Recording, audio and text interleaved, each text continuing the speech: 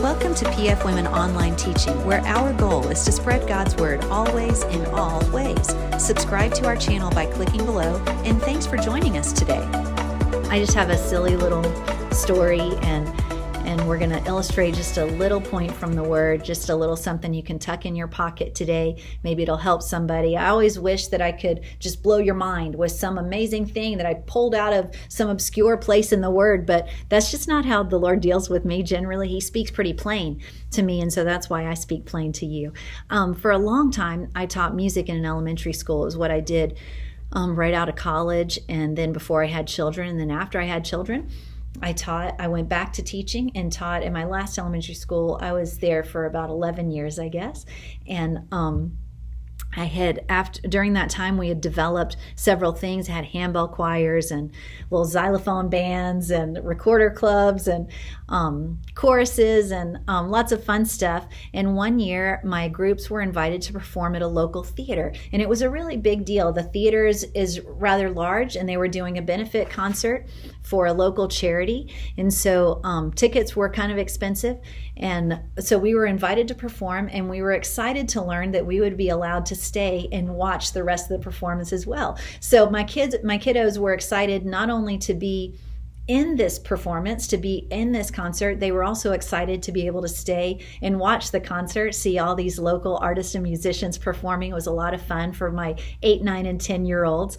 But I remember one of them in particular, the little boy that sat next to me.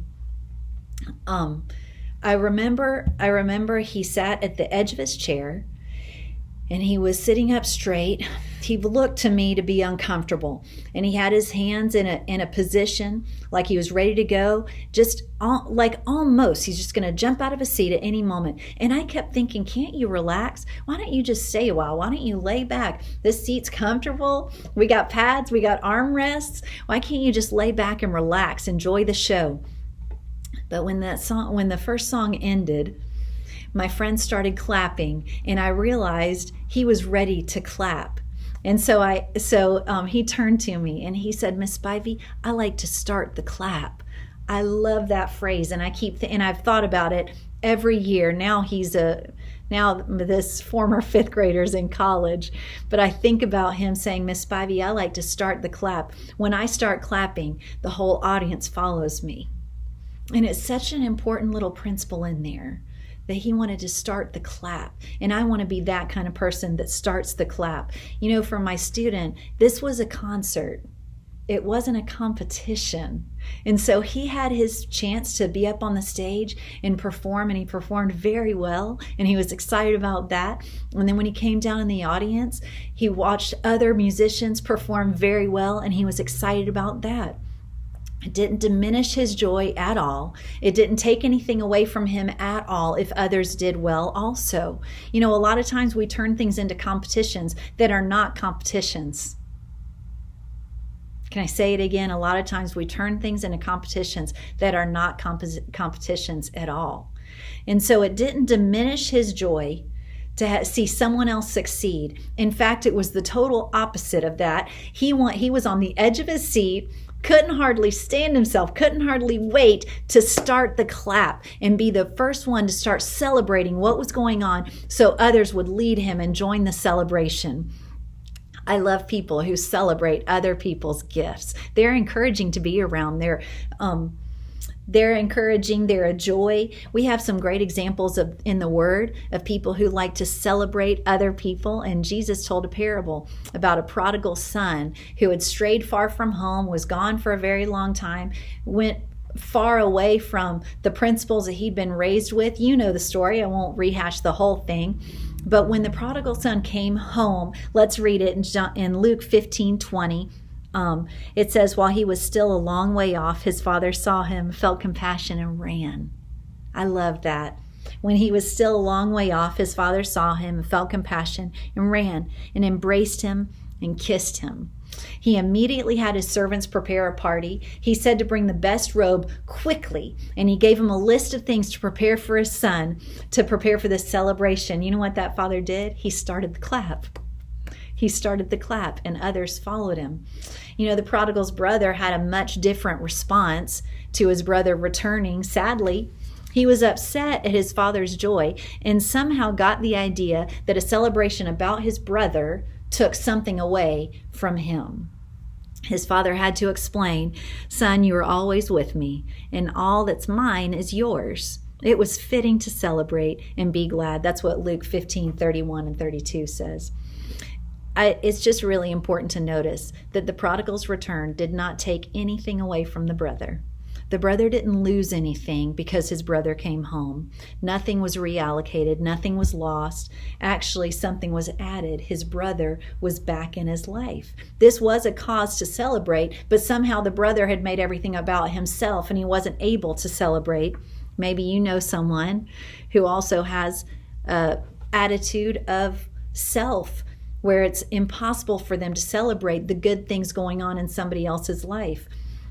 Or maybe you've been someone that is centered on self and is unable to celebrate the good things in other people's life. It's a time to check ourselves and think, what do we think first when we hear our friend got a raise, our friend got a contract, our friend got an inheritance, got a new car? What's the first thing that comes to your mind? Are you starting the clap, or are you wondering why them and not me? My student didn't think that clapping for the people on the stage was taking anything away from him.